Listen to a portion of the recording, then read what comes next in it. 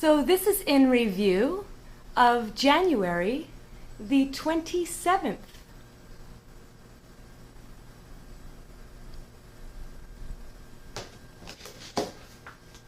And I'd like you to view these as paintings, like I always say to. Feasting is the flame in midwinter that kindles and fuels the warmth of a relationship. And it strengthens the community. In the past, feasting was a way to bring communities closer together.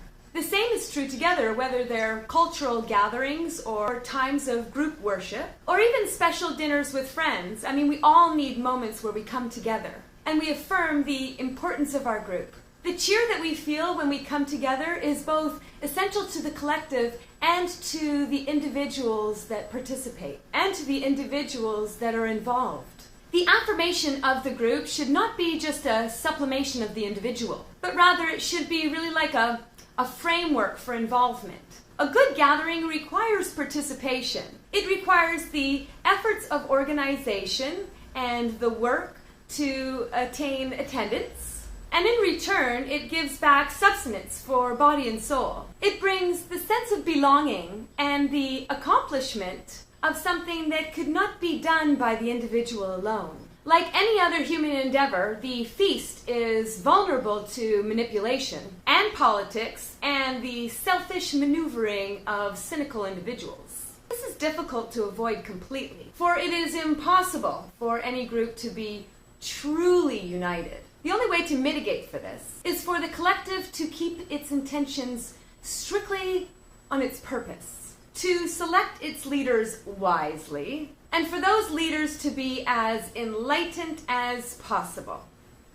So that was the first half, and this is the second half. You should never jump out of the same hole twice. We all yearn for success, and not just the success of money, prestige, or power. We all just kind of want the simple success of having things just work.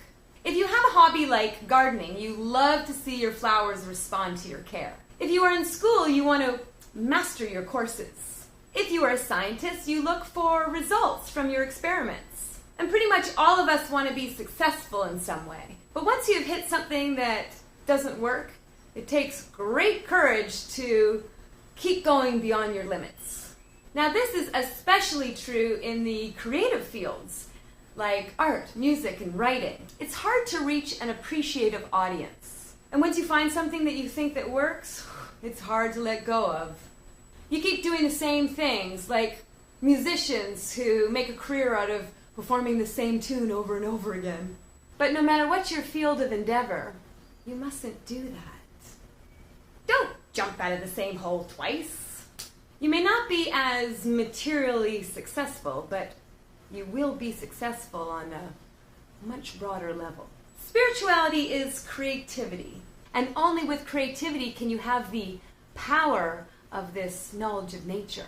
Only with creativity can you mold your personality into a spiritual vehicle. Only with great breadth of variation can you follow the constantly changing knowledge of nature. Therefore, when following this knowledge, don't cling to the methods of dogma, and be spontaneous. See you next time.